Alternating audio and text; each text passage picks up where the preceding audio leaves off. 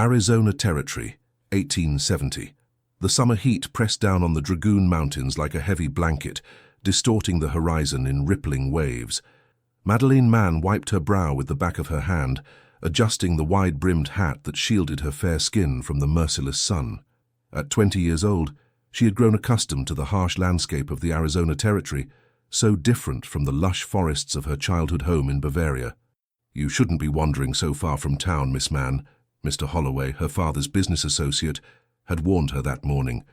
"The Chiricahua have been spotted in these parts. Army says they're getting bolder by the day." But Madeleine had inherited her father's stubborn nature, along with his piercing blue eyes. The small creek half a mile from their homestead offered the only respite from the stifling heat, and she refused to be confined to town by fear. Besides, she had never encountered any Apache in her 3 years on the frontier. The warnings had begun to sound like ghost stories told to keep children in line. The water gurgled softly over smooth stones as Madeleine knelt by the creek's edge. She removed her hat, letting her blonde hair fall in a thick braid down her back. The cool water against her skin felt like salvation. She closed her eyes, savoring the moment of peace. When she opened them again, she was no longer alone. Across the narrow creek stood a man, as still as the surrounding mountains. He wore buckskin leggings and a simple cloth shirt, a knife hanging from a leather belt at his waist. Dark hair fell to his shoulders, framing a face marked with subtle lines of red ochre. His eyes, deep and watchful, held hers without wavering. Madeleine froze, her heart hammering against her ribs. An Apache warrior, here, barely 20 paces from her. Every terrifying story she had ever heard flooded her mind at once. She should run, scream, pray for mercy, but she remained still, caught in his unwavering gaze. "I mean no harm," she managed to say, her voice barely above a whisper. She slowly raised her empty hands to show she carried no weapon. The man tilted his head slightly, studying her with the intensity of a hawk observing its prey. Then, to her astonishment, he spoke in accented but clear English. "This creek belongs to no one," he said, "and to everyone who respects it." His voice was deeper than she expected, resonant with a quiet dignity that surprised her. Not the voice of a savage, as the townspeople would have her believe. The voice of a man. "I respect it," Madeleine replied, finding courage in the unexpected exchange. "It gives life in this harsh place." Something shifted in the warrior's expression, not quite a smile, but a softening around the eyes. He knelt at the creek's edge as she had done, dipping his hands into the water. The creek flowed between them, a liquid boundary between two worlds. "I am called Notah," he said after a moment, the name falling from his lips like a gift reluctantly given.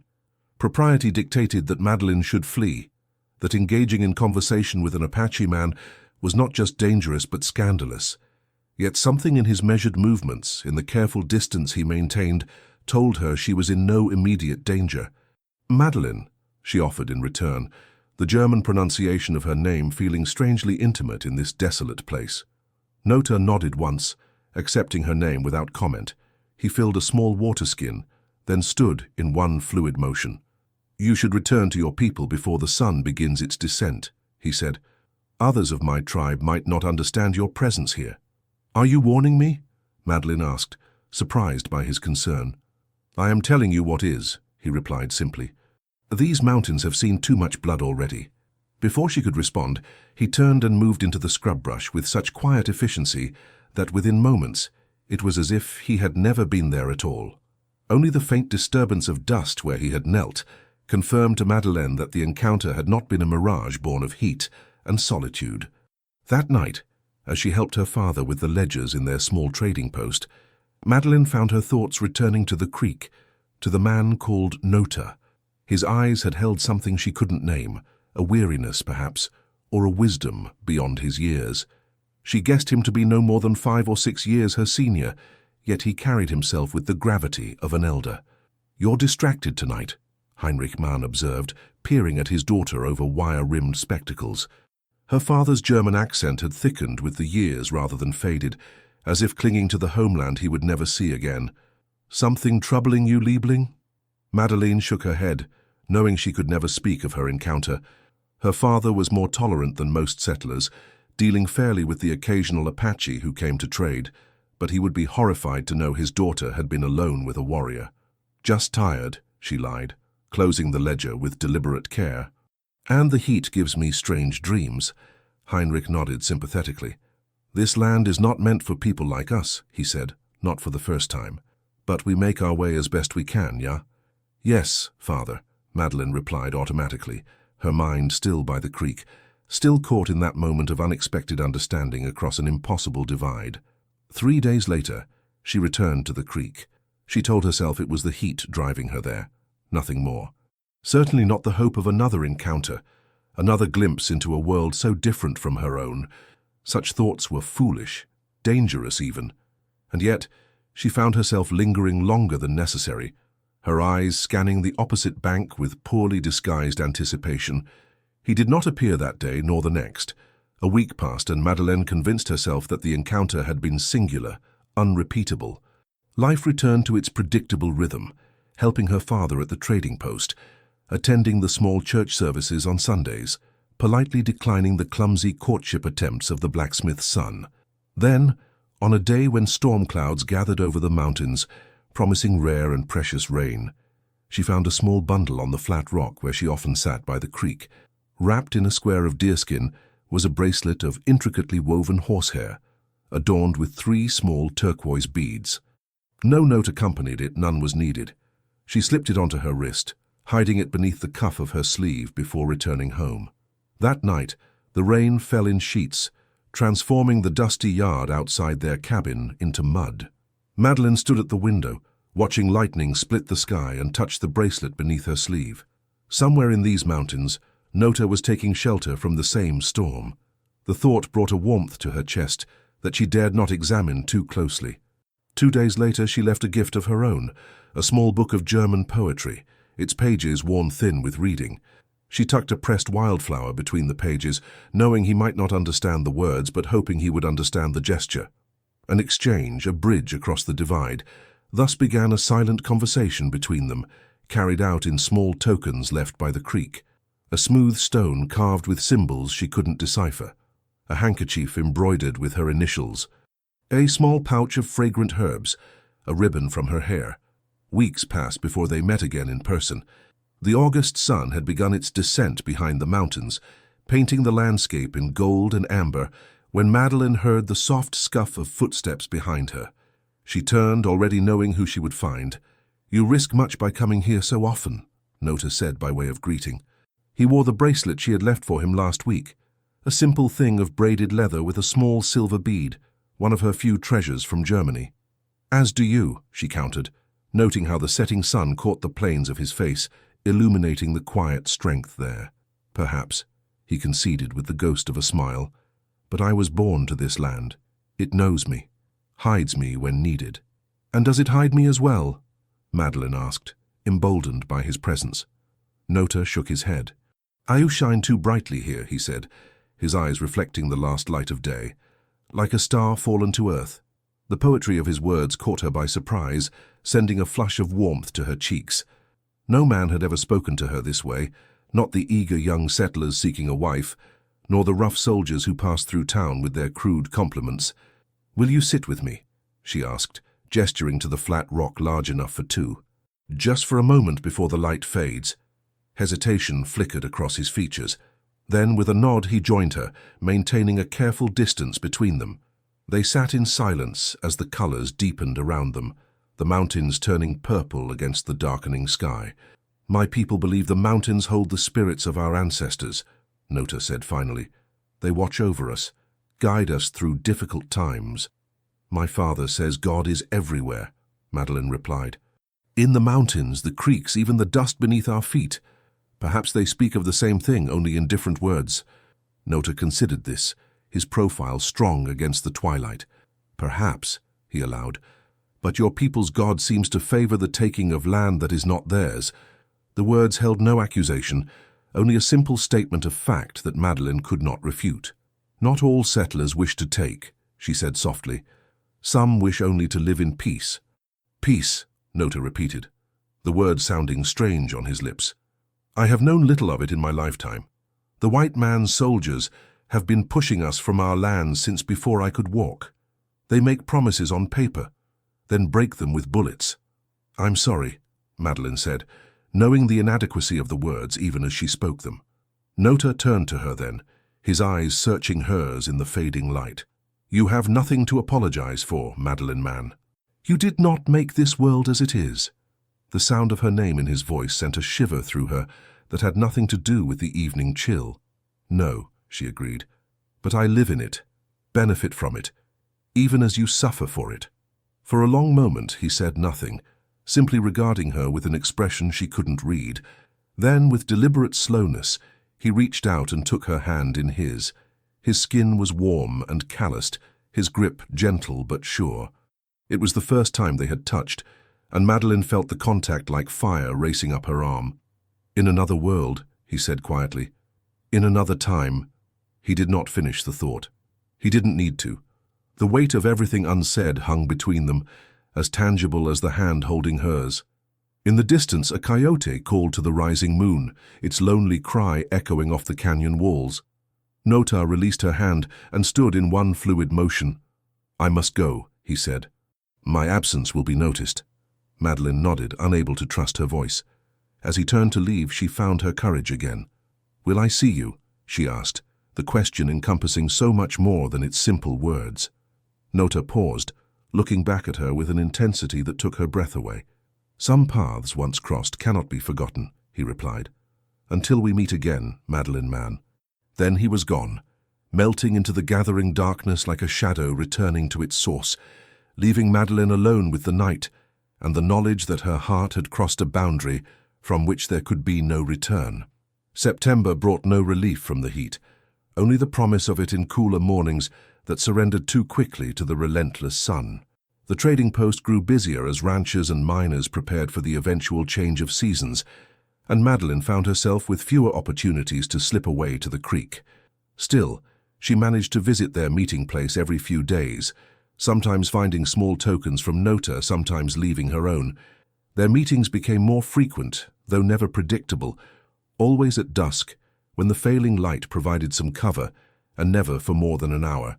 They spoke of their childhoods, Notah's in the traditional ways of the Chiricahua, moving with the seasons and learning the warrior's path, Madeleine's in a small Bavarian village, disrupted by her mother's death and her father's decision to seek fortune in America.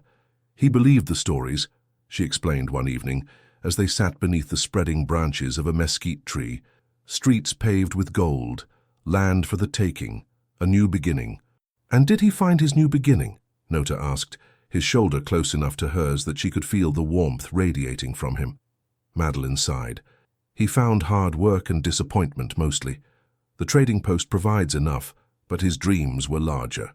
Dreams often are, Notah observed. My father dreamed of maintaining our traditional lands, of the white man respecting the boundaries they had agreed to. He died defending that dream against soldiers who saw only obstacles to their own.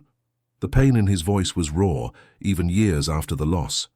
Madeleine resisted the urge to take his hand, to offer comfort that might not be welcome. Instead, she shared her own grief. I was 12 when my mother died, she said quietly. Consumption. I still remember the sound of her breathing in those final weeks, like paper tearing, over and over. Notah nodded, understanding without need for elaboration. Death was a companion familiar to them both. My people believe that those who have walked on still watch over us, he said, that their spirits guide us when we are lost. Do you feel lost, Notah? The question slipped out before she could reconsider it. He was silent for so long that Madeleine feared she had overstepped. Finally, he turned to face her, his dark eyes reflecting the first stars appearing overhead. I am a warrior in a time when my people's way of life is vanishing, he said. I was raised to fight, to protect, to honor the old ways. Yet I sit here with you, a white woman, daughter of a trader who profits from the settlement of our lands. He shook his head slightly. If that is not lost, what is? The truth of his words stung, but Madeleine could not deny them. Then we are both lost, she whispered, because I know I should not be here, should not feel... She stopped herself, the words too dangerous to speak aloud. But Notah heard them anyway, in the tremor of her voice, in the way her eyes dropped to his lips and then away. With exquisite gentleness, he raised his hand to her cheek, his thumb tracing the line of her cheekbone as if memorizing its contour. "Some paths choose us," he murmured, even when wisdom counsels otherwise. When he kissed her, it was like the first rain after drought, tentative at first, then gathering intensity until it became all-consuming. Madeleine felt herself responding with a fervor that should have frightened her, her hands finding the solid warmth of his shoulders, the smooth texture of his hair. All the barriers between them, race, culture, the looming spectre of conflict, seemed to dissolve in the simple, profound connection of their embrace. Later, much later, as they lay on his blanket beneath the vast canopy of stars, their bodies cooling in the night air, Madeleine knew that everything had changed. Whatever came next, condemnation, exile, even death, it could not erase this moment, this choosing of each other against all reason. "What happens now?" she asked, her head resting on his chest, listening to the steady rhythm of his heart. Notah's hand traced idle patterns on her bare shoulder. "Now we carry this secret," he said softly, "this fire that warms only us." "And if the fire spreads?" she persisted. "If we are discovered?" His hand stilled. "Then we burn," he said simply. But tonight that is a tomorrow problem. For weeks they continued their clandestine meetings, stealing moments of intimacy in the growing darkness of autumn evenings. Each time Madeleine told herself it would be the last, that the risk was too great. Each time she returned to him, drawn by a force stronger than fear or propriety. But their fragile sanctuary could not last. The outside world pressed in, inescapable as the changing seasons. "The army is planning something," Notah told her one evening in late October, his face grave in the fading light. "More soldiers arrived at the fort yesterday. There is talk among my people of moving deeper into the mountains, away from the settlements." Fear clutched at Madeleine's heart. "When?" "Soon. Days. Perhaps a week." He took her hands in his grip firm and warm. "I must go with them, Madeleine. My place is with my people." She nodded, fighting back tears. "I understand," she said, though the words tasted like ash in her mouth. The thought of him leaving, of never knowing if he was safe, was almost unbearable. Yet she knew she had no right to ask him to stay, to choose her over his tribe. "Will you come back?" she asked, hating the vulnerability in her voice. Notah's eyes held hers, dark and fathomless in the twilight. "If I can," he promised, "when it is safe." They made love that night with a desperate intensity, as if trying to imprint themselves on each other's skin, to create a memory strong enough to sustain them through the coming separation. Afterward, as they dressed in silence, Madeleine fought against the growing certainty that this was an ending, not merely an interruption. "Take this," Notah said, removing a leather cord from around his neck. From it hung a small stone pendant, polished smooth and etched with a symbol she didn't recognize. "It belonged to my mother. It will protect you when I cannot." Madeleine shook her head. "I can't take something so precious." "Please," he interrupted, a rare urgency in his voice. "I need to know you have it, that some part of me remains with you." Unable to deny him, she bowed her head, allowing him to place the cord around her neck. The pendant rested just below her collarbone, still warm from his skin. "I have nothing to give you in return," she whispered, a tear escaping despite her efforts to contain it. Notah caught the tear with his thumb, his touch infinitely gentle. "You have given me more than I ever thought to find in this life," he said. "Remember that whatever comes." Their final kiss held the weight of everything unsaid between them, the impossible future they both wished for, the harsh realities that stood in its way. When they parted, Madeleine felt as though a piece of her soul remained with him, torn away and carried into the night. 3 days later, word reached the settlement that the Chiricahua had vanished from their usual camps, retreating deeper into the mountains. The army patrols increased, tensions rose, and Madeleine moved through her days like a ghost, performing her duties with mechanical efficiency while her thoughts remained with Notah, wherever he might be.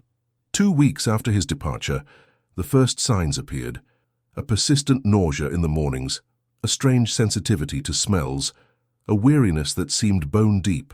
By the 3rd week, she could no longer deny the truth. She was carrying Notah's child. Alone in her small bedroom, her hand pressed against her still flat stomach, Madeleine felt terror and wonder in equal measure.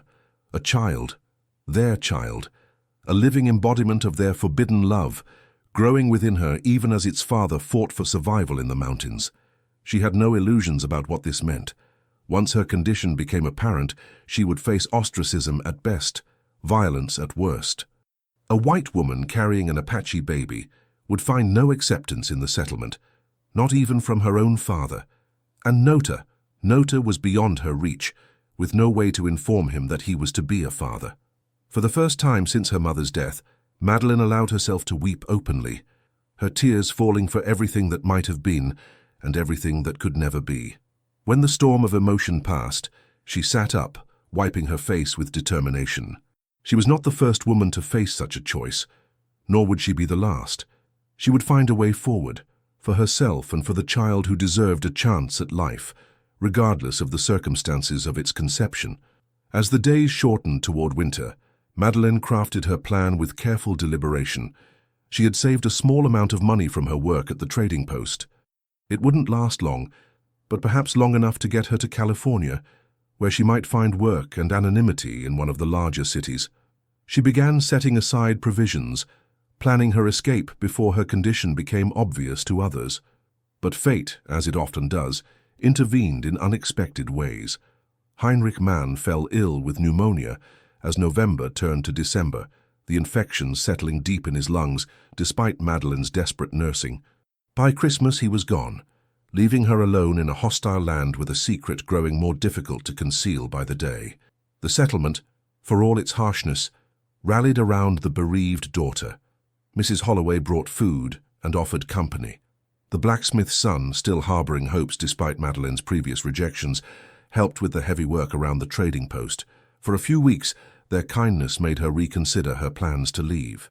Then came the evening when Mrs. Holloway, helping Madeleine fold laundry, noticed the loose fit of her dress. "You're looking peaked, dear," the older woman observed, her sharp eyes taking in more than Madeleine had realized. "And I couldn't help but notice you've been ill in the mornings." Fear coursed through Madeleine, cold and clarifying. "Just grief," she managed to say, "and winter chills." Mrs. Holloway's expression hardened almost imperceptibly. "I've buried 3 husbands and raised 7 children, girl. I know the signs when I see them." She set down the shirt she was folding with deliberate care. "The question is, who's the father? Not that Holloway boy who's been making eyes at you, surely." The opportunity presented itself like a gift, a simple lie that could provide cover, perhaps even security. But Madeleine found she could not take it, not when it would deny the truth of what she and Notah had shared. "No," she said quietly. "Not him." Something in her tone must have conveyed more than she intended, for Mrs. Holloway's eyes widened slightly. "Dear heaven," she breathed.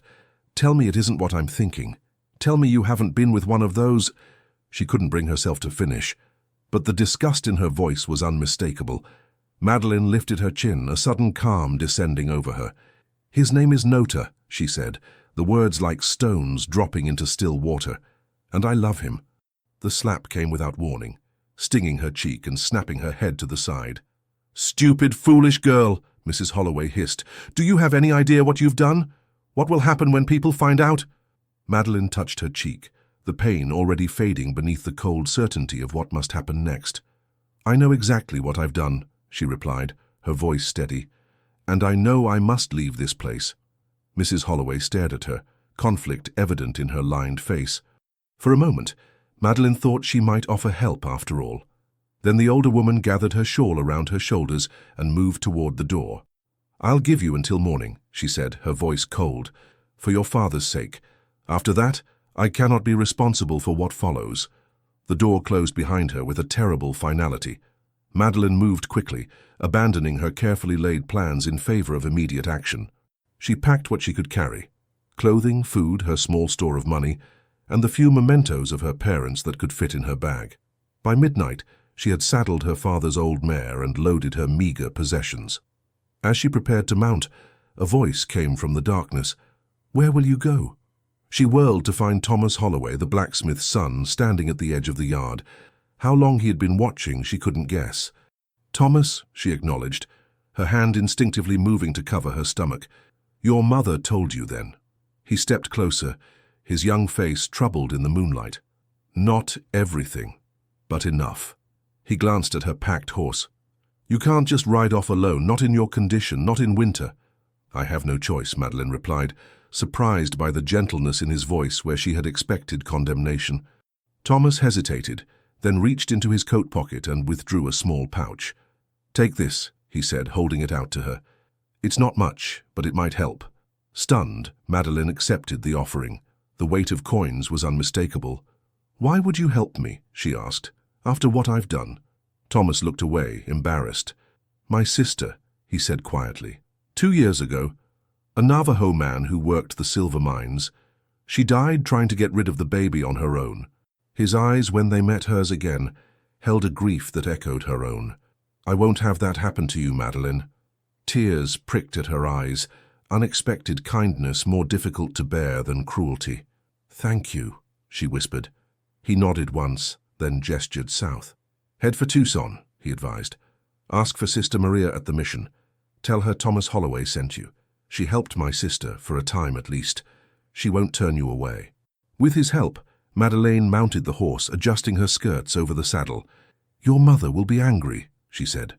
Thomas's smile was sad but determined. "Let me worry about that. Go now, before anyone else wakes."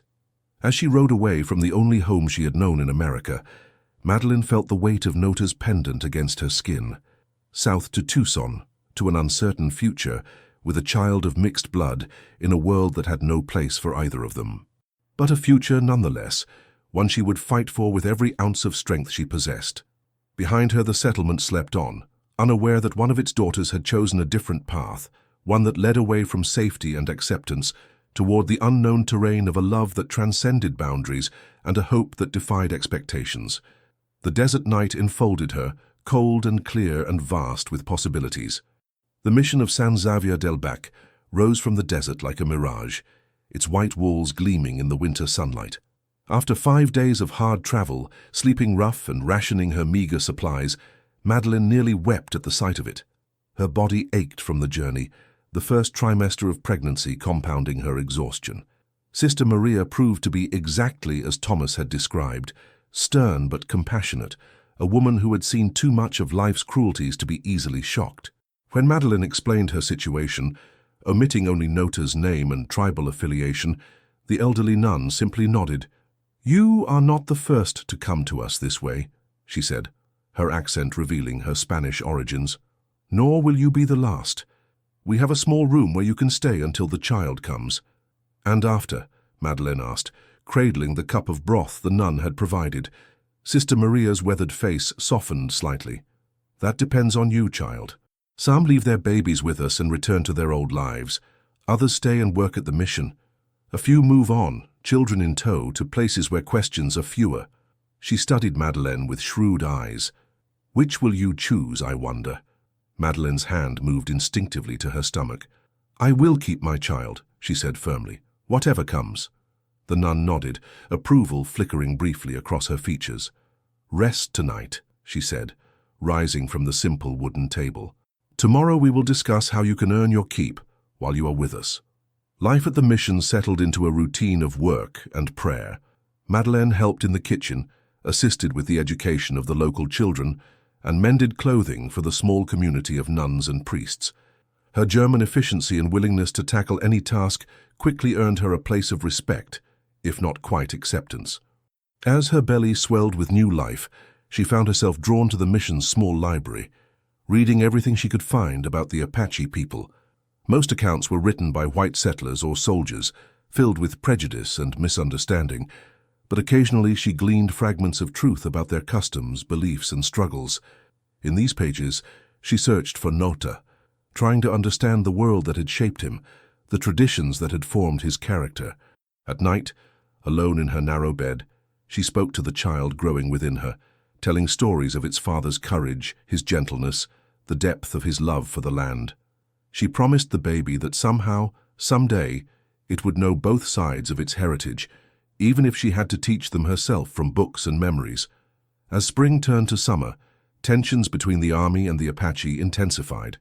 Madeleine listened to the rumors brought by travelers stopping at the mission, stories of raids on outlying ranches, of army campaigns into the mountains, of forced relocations and desperate resistance. Each tale brought fresh anxiety. Was Notah involved in these conflicts? Was he safe? Did he ever think of her, the white woman by the creek? In July, as her time drew near, a young missionary brought news that chilled her blood. A group of Chiricahua had been captured after a failed attack on an army patrol. The prisoners were being held at Fort Bowie, awaiting transfer to the reservation at San Carlos. "The army's got them this time," the missionary reported over dinner, oblivious to Madeleine's growing distress. 15 warriors, including some of their leaders. It's only a matter of time before the rest surrender. That night, Madeleine paced her small room, one hand supporting her lower back, the other cradling her enormous belly. Fort Bowie was less than 2 days' ride away. If Notah was among the captured warriors, this might be her only chance to see him again, to tell him about their child before he was sent to the reservation. But travel in her condition was dangerous, perhaps suicidal. And even if she reached the fort, what then? How would she gain access to Apache prisoners? What would she say to explain her interest in them?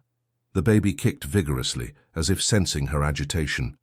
"I know," she murmured, stroking the taut skin of her abdomen.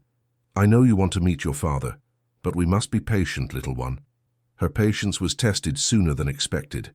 2 days later, as she was hanging laundry in the mission courtyard, the first pains began, subtle at first, then increasingly demanding. By nightfall, she was in the throes of labor, Sister Maria and 2 other nuns, attending her with practiced efficiency. "You are strong," Sister Maria encouraged as Madeleine gripped her hand through another contraction. "Your body knows what to do.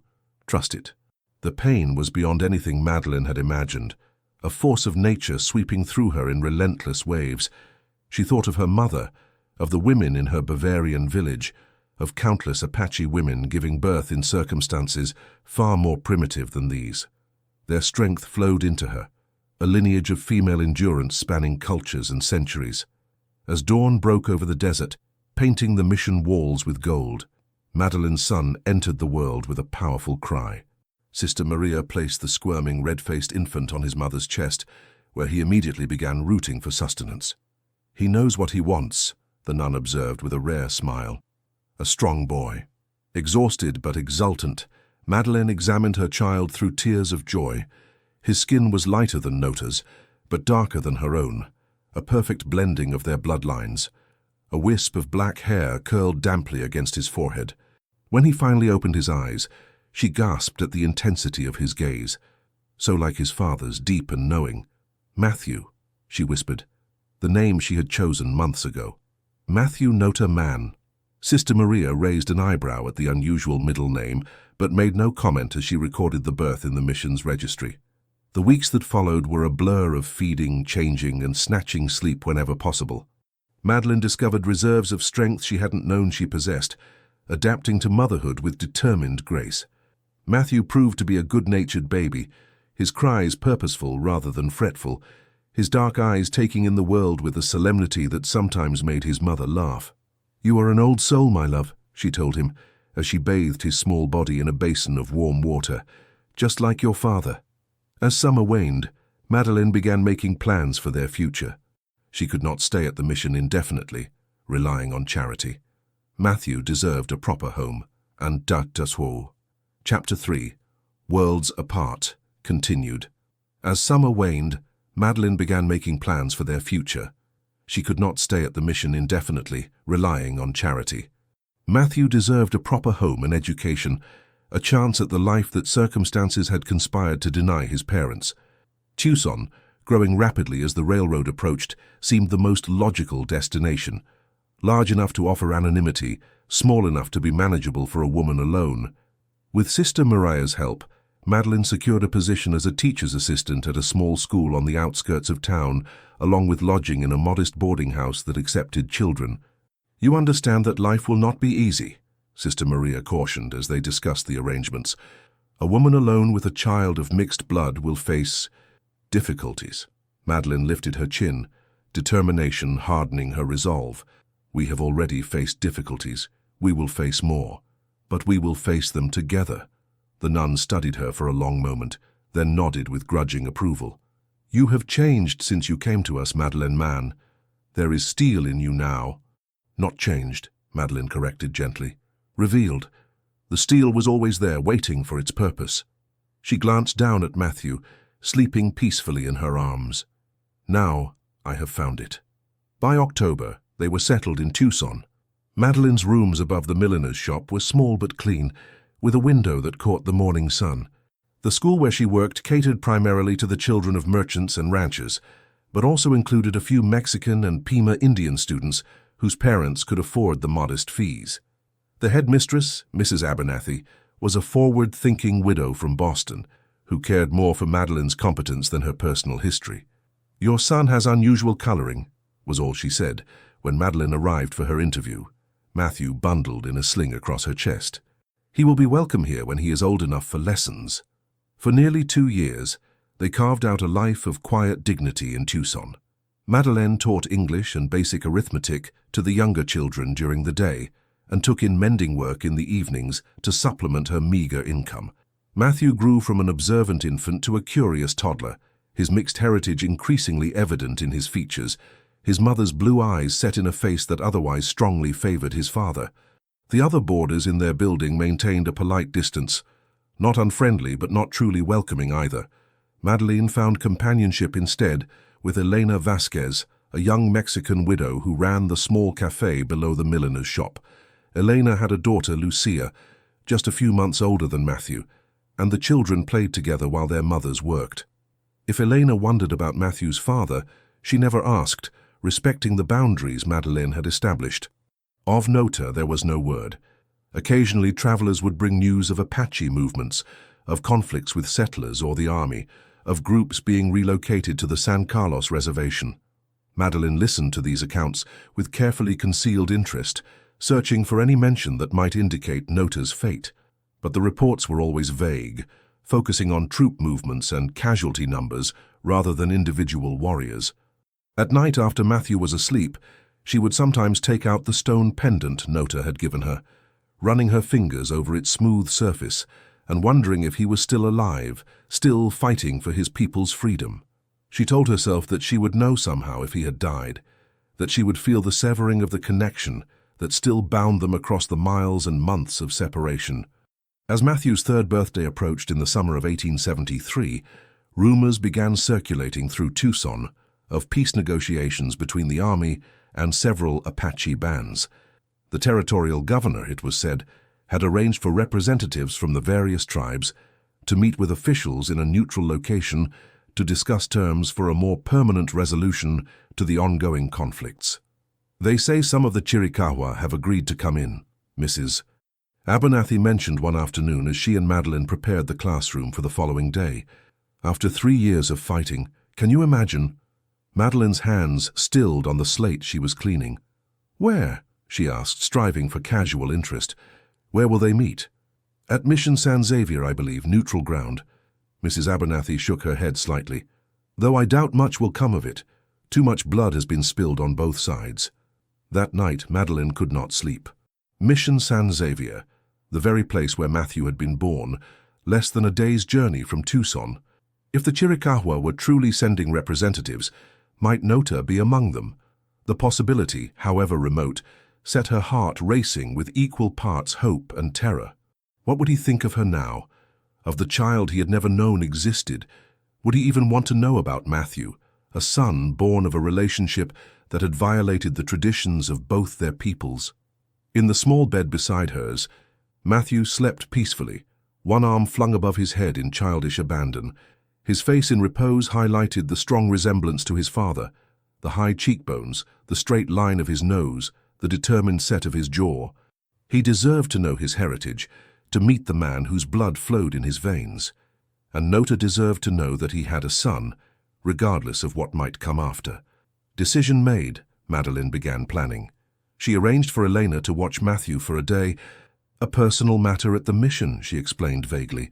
She purchased a ticket on the stagecoach that would take her south, timing her arrival for the reported date of the negotiations. The morning of her departure, she dressed Matthew with special care in his best clothes, explaining that they were going on an adventure. "To see the big church?" he asked, his vocabulary impressive for a child not yet 3.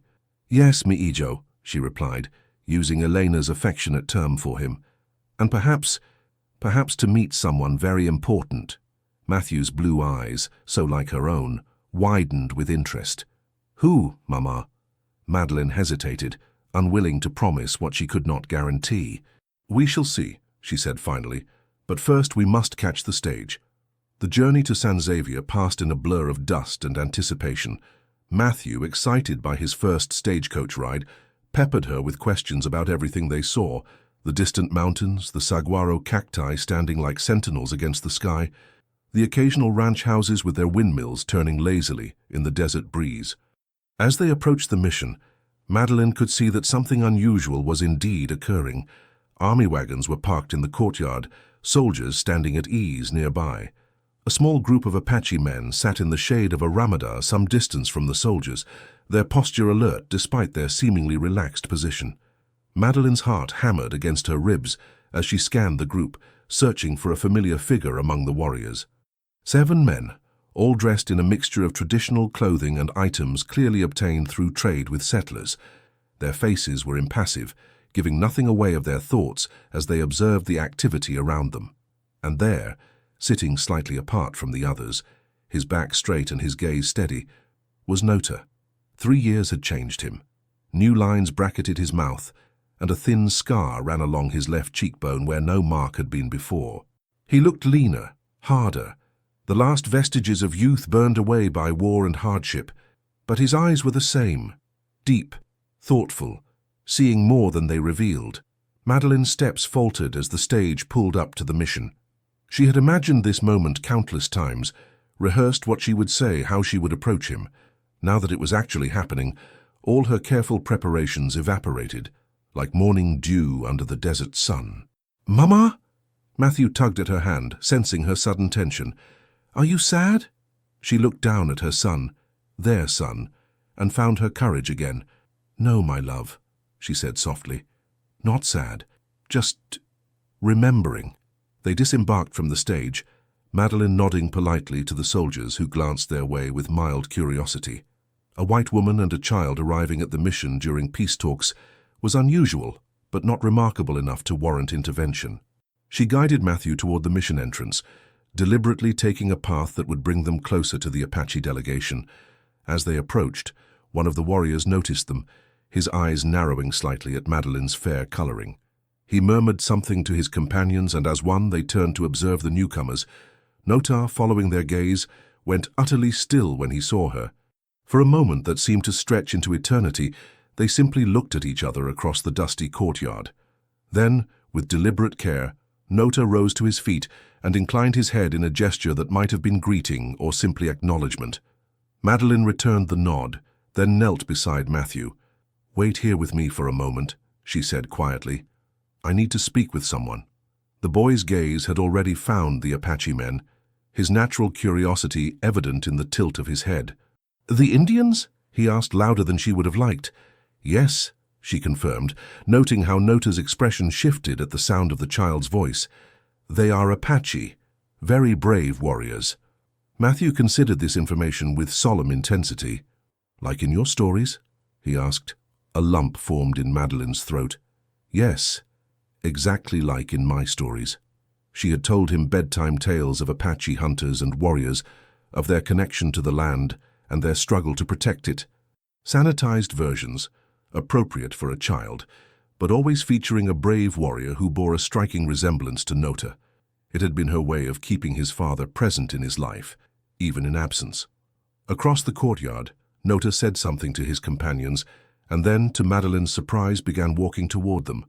The other warriors watched with expressions ranging from curiosity to disapproval, but none moved to stop him. Madeleine's breath caught as he approached, his movements as fluid and purposeful as she remembered. When he stopped before them, she had to tilt her head back to meet his gaze, just as she had done that first day by the creek. "Madeleine Mann," he said, her name in his voice sending a shiver of recognition through her. "I did not expect to find you here." "Nor I you," she replied, the familiar cadence of their exchange calming her racing heart. "Though I hoped." His eyes moved to Matthew, who was regarding him with undisguised fascination. For a long moment Notah simply looked at the boy, taking in his features with an intensity that seemed to strip away all pretense. "Your son?" he asked finally, though the question seemed rhetorical. Madeleine nodded. "Yes," she said softly. "And yours." The words hung in the air between them, irrevocable and transformative. Notah's expression did not change, but something flickered in his eyes. Surprise, wonder, a momentary flash of vulnerability quickly controlled. "How old?" he asked, his voice pitched low enough that only she could hear. "He will be 3 next month," Madeleine answered. "His name is Matthew. Matthew Notah Mann." At the sound of his name, the boy looked up. "Yes, Mama?" Notah knelt slowly until he was at eye level with the child. The movement brought them face to face, mirror images separated by decades and worlds of experience. "Hello, Matthew," he said carefully, his English precise and measured. "I am called Notah." Matthew's eyes widened. "Like me!" he exclaimed, delighted by the connection. "Yes," Notah agreed, the faintest smile touching his lips. "Like you." He studied the boy's face with undisguised wonder, taking in the features that reflected his own and those that came from Madeleine. Then, with a gentleness that made Madeleine's heart ache, he reached out and lightly touched Matthew's cheek. "I see my blood in his eyes," he said softly in Apache, the words meant for himself alone. But Madeleine, who had studied what little of the language she could find in books, understood enough to catch his meaning. Tears welled in her eyes, spilling over before she could stop them. "He has your spirit as well," she said. "Strong, determined. He watches everything, understands more than he should for his age." Notah nodded, pride warring with an emotion too complex to name. He looked up at Madeleine, his gaze holding hers with the same intensity she remembered from their time together. "Why did you not tell me?" he asked, no accusation in his tone, only a genuine desire to understand. "You were gone," she replied simply. "The Chiricahua had left the area. I had no way to reach you, no way to know if you were even alive." She glanced down at Matthew, who was watching their interaction with bright-eyed interest. "By the time I knew I was carrying him, there was no path back to you." A shadow passed over Notah's features. "There have been many dark days," he acknowledged. "Times when I did not expect to see another sunrise." His gaze returned to Matthew. "But now I understand why the spirits kept me alive when others fell." The significance of the moment struck Madeleine with full force. This warrior, this man she had loved in defiance of all reason, was meeting his son for the first time. A son conceived in love, but born into separation, carrying the heritage of 2 worlds at war with each other. "What happens now?" she asked, echoing the question she had posed that first night they had lain together beneath the stars. Notah's expression turned grave. "Now we face what is," he said. "I am here to negotiate terms for my people. The army offers reservation land at San Carlos in exchange for peace. It is not what we want, but it may be all we can get." He glanced toward his companions. "I cannot leave them, Madeleine. My place is with my people, especially now." She nodded, having expected no different. "I understand," she said. "I did not come to ask anything of you, only to show you your son, to let you know that he exists, that a part of you lives on in him." Notah was silent for a moment, his gaze moving between Madeleine and the boy. "Where will you go?" he asked finally. "Back to Tucson," she replied. "I teach at a small school there. We have a good life, simple, but sufficient." And when he asks about his father? The question held genuine concern. Madeleine smiled sadly. "I have always told him stories about a brave Apache warrior who loves the land and fights to protect his people. I will continue to do so, with more truth now that we have met you." Something shifted in Notah's expression, a decision taking form behind his eyes. "The negotiations will last several days," he said. "There is a small grove of cottonwoods behind the mission, near the creek. I can meet you there tomorrow at midday if you are willing." Hope fluttered in Madeleine's chest, fragile as a newly emerged butterfly. "We will be there," she promised. Notah nodded once, then looked down at Matthew again. After a moment's hesitation, he reached for the knife at his belt, a simple thing with a bone handle, not the weapon of a warrior, but a tool for everyday use. He held it out to the boy, handle first. "For you," he said. "A man should have a knife to protect himself and those he cares for." Matthew looked to his mother for permission. At her nod, he reached for the gift with reverent hands. "Thank you," he said with the careful manners Madeleine had instilled in him. Notah ruffled the boy's hair, the gesture awkward but genuine. "Until tomorrow, little warrior," he said. Then, with a final look at Madeleine that conveyed everything words could not, he turned and walked back to his companions. As they watched him go, Matthew slipped his small hand into Madeleine's. "Mama," he said thoughtfully, "is he the man from your stories?" Madeleine knelt beside her son, brushing a strand of dark hair from his forehead. "Yes, mi hijo," she said softly. "He is the man from my stories." "Is he my father?" The question, asked with a child's directness, caught her by surprise. "Yes," she answered after a moment, seeing no reason to hide the truth any longer. "He is your father." Matthew considered this information with the serious contemplation he brought to all new discoveries. "Why doesn't he live with us?" he asked finally. Madeleine sighed, searching for words a 3-year-old might understand. "Because he has important work to do," she explained. "He helps his people just like in the stories, but he loves you very much, even though he couldn't be with us." The boy nodded, accepting this explanation with the resilience of childhood. "Can we see him again?" "Yes," Madeleine promised, her heart both heavy and buoyant at once. "We will see him tomorrow." That night, as they settled into the small guest room Sister Maria had arranged for them at the mission, Madeleine found herself unable to sleep. The day's events played through her mind in an endless loop. Notah's face when he first saw her, the moment of recognition when he looked at Matthew, the controlled emotion in his voice when he spoke of his people's future. He had changed as she had changed. The carefree moments by the creek seemed to belong to different people now, youth and innocence burned away by the harsh realities of their separate journeys. And yet, the connection between them remained, altered but unbroken. "What will tomorrow bring?" she whispered to the darkness. No answer came, only the soft breathing of her son asleep in the bed beside hers, and the distant howl of a coyote calling to the rising moon. The cottonwood grove behind the mission provided welcome shade from the midday sun. Madeleine sat on a blanket spread over the sandy ground, watching Matthew explore the small creek that ran nearby.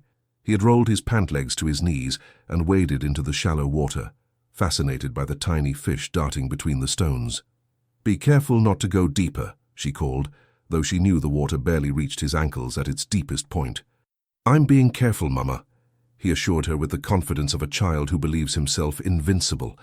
A slight movement at the edge of the grove caught her attention. Notah emerged from the shadows of the mesquite trees, moving with the silent grace she remembered.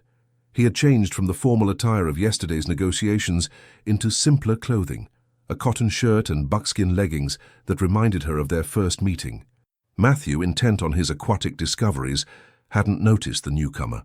Madeleine rose to her feet, suddenly nervous despite the anticipation that had sustained her through the sleepless night. "You came," she said simply as he approached. Notah nodded. "I said I would." His gaze moved to Matthew, a softness entering his expression. "He likes the water. He likes anything in nature," Madeleine replied. "Animals, plants, the stars at night. He asks endless questions about how things work, why they are as they are." "A thinker, then," Notah observed. "Like his mother." The compliment warmed her. "And stubborn, like his father." A brief smile touched Notah's lips. A dangerous combination. Matthew chose that moment to look up, his face breaking into a wide grin when he spotted Notah. "You came back," he exclaimed, splashing through the creek with reckless abandon. Water droplets flew from his feet as he ran to them, his earlier caution forgotten in his excitement. Notah knelt to meet him at eye level, as he had done the day before. "I said I would," he repeated, the same words he had given Madeleine. "Mama says you're my father," Matthew announced, the directness of childhood leaving no room for gentle introductions. Notah glanced up at Madeleine, who shrugged helplessly. "Children ask questions," she explained. "I see no point in hiding the truth from him."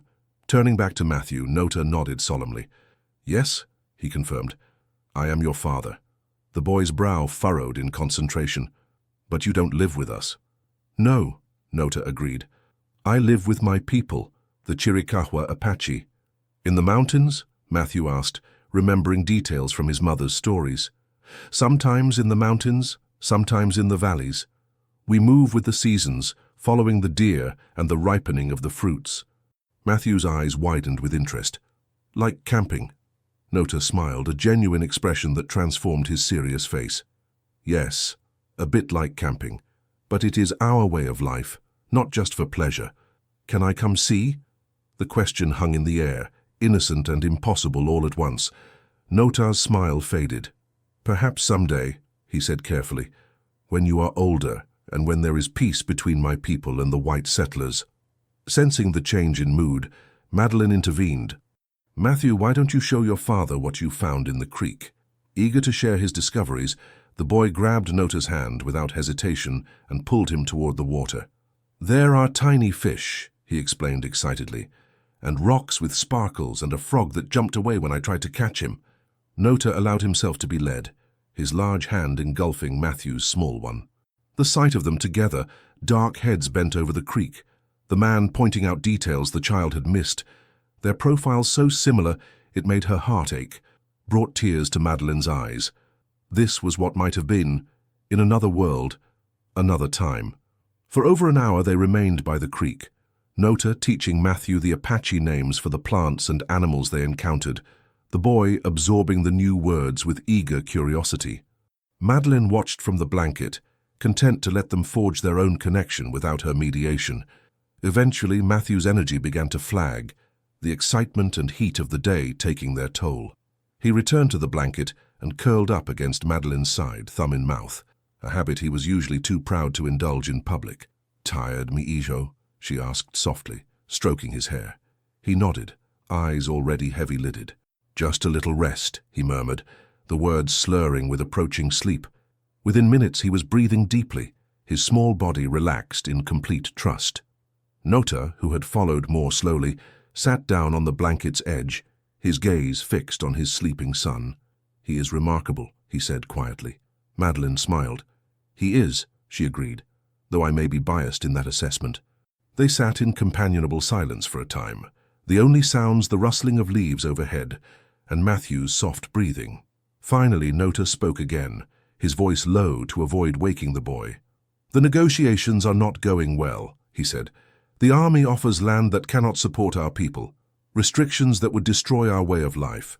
My companions grow angry, speak of returning to the mountains to continue the fight." Madeleine felt cold despite the warmth of the day. "And you?" she asked. "What do you think should be done?" Notah looked down at Matthew, his expression troubled. "Before yesterday, I would have agreed with them. Better to die fighting than to live like prisoners." He reached out, hesitating briefly before gently touching the boy's hair. "Now I wonder if there might be another way." Hope flickered in Madeleine's chest. "What way?" "I do not know," he admitted.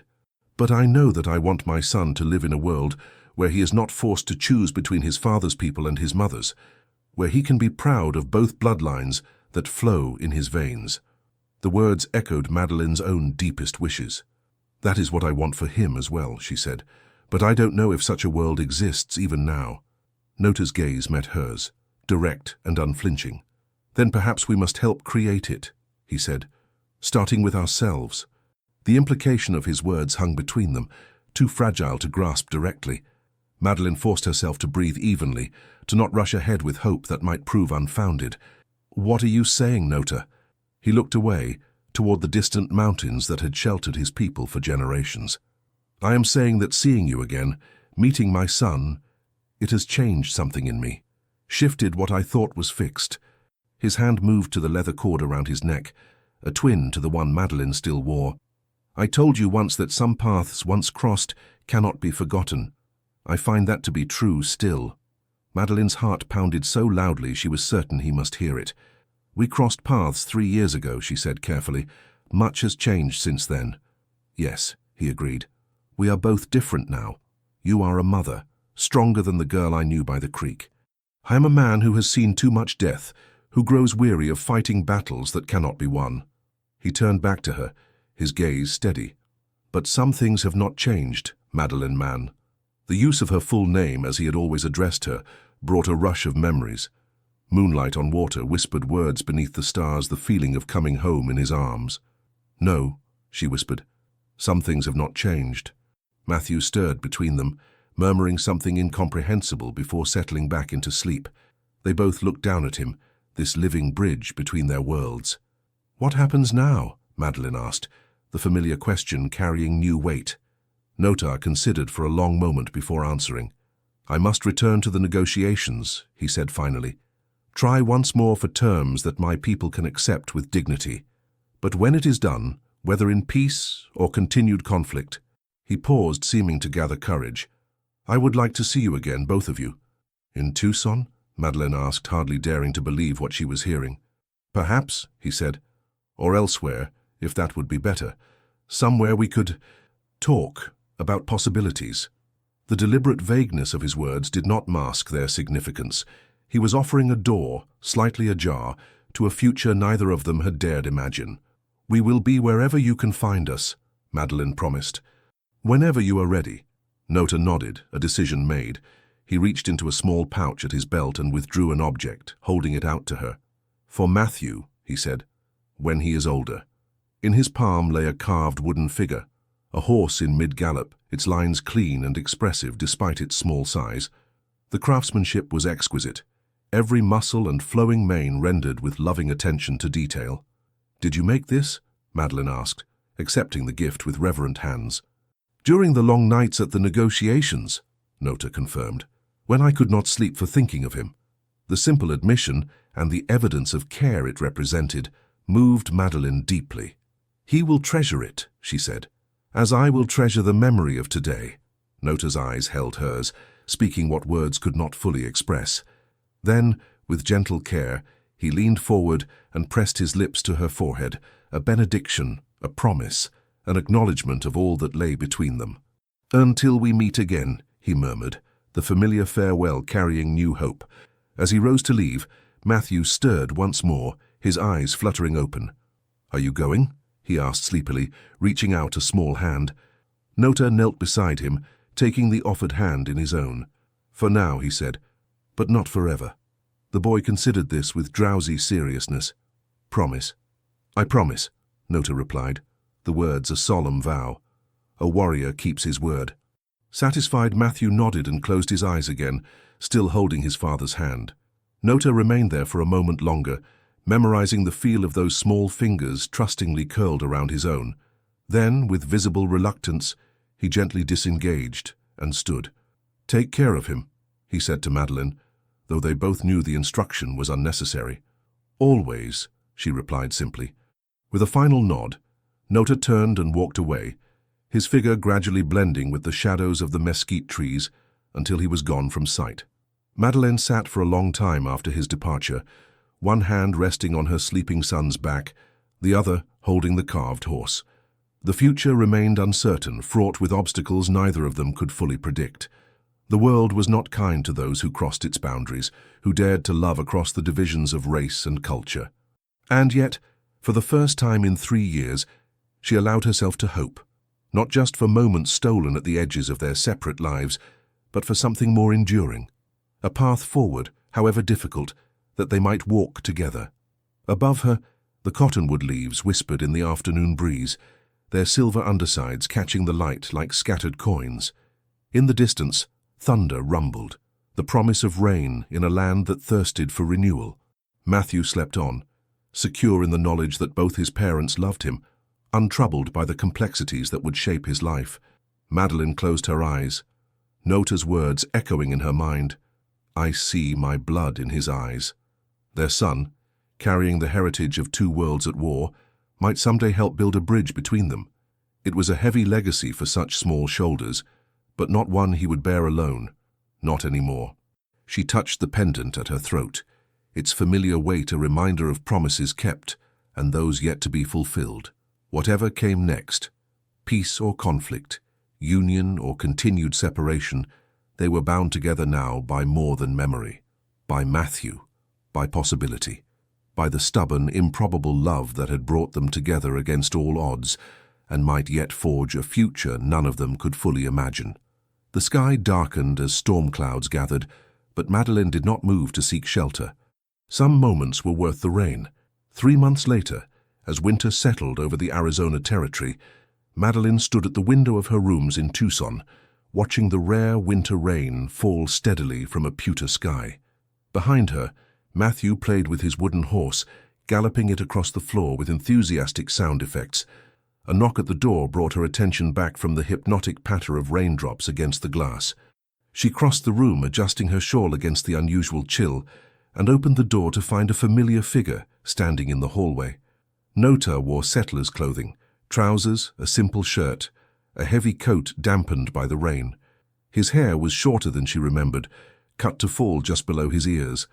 Only the pendant around his neck and the watchful intensity of his gaze remained unchanged. "You came," Madeleine said, the words an echo of their meeting by the cottonwood grove. Notah nodded, droplets of rain glistening in his dark hair. "I promised I would." From behind her came Matthew's excited cry as he recognized their visitor. "Father!" he exclaimed, abandoning his toy to rush forward. Without hesitation, Notah knelt and opened his arms, enfolding the boy in an embrace that spoke of all the days of absence, all the moments missed. Over Matthew's head, his eyes met Madeleine's, carrying a message she had waited 3 years to receive. "I have come to stay," he said simply, "if you will have me." Madeleine felt tears spill onto her cheeks, warm tracks in the winter-chilled room. "Always," she replied, the word both answer and promise. Outside, the rain continued to fall, transforming the dusty streets to mud and bringing a brief respite to the parched desert landscape, not erasing the divisions that had shaped their journey, but softening them, offering the possibility of new paths where none had seemed possible before. In a small room in Tucson, as the rare winter rain nourished the desert, 2 people from worlds apart and the child who united them took their first steps toward a shared future, uncertain, challenging, but illuminated by the steadfast light of a love that had refused to die. Dear listeners, the story of Notah and Madeleine ends here, but before you go, allow me to leave you with something from the heart. Life can be hard, love can be complicated, and the world isn't always kind. But even in the wildest storms, there is beauty. Even in the loneliest nights, there is a light that watches over you. And just like Notah and Madeleine found strength in love, you too carry strength inside you, even when you forget it's there. Tonight I hope you feel safe. I hope your heart feels lighter. And I hope you rest, knowing that you are deeply loved, just as you are. Wrap yourself in peace. Let the worries fall away, and may tomorrow greet you gently like a sunrise over the desert. Until our next story, sleep well, dream sweetly, and remember, you are never alone. With love and gratitude, Wild West Whispers. If this story moved your heart, please support our channel. Like, comment, share, and subscribe. Your support keeps us inspired to create more powerful stories filled with love, redemption, and surprising twists. At the end of this video, another suggested story from our channel will appear. Click and let yourself be swept away by another unforgettable tale of the heart.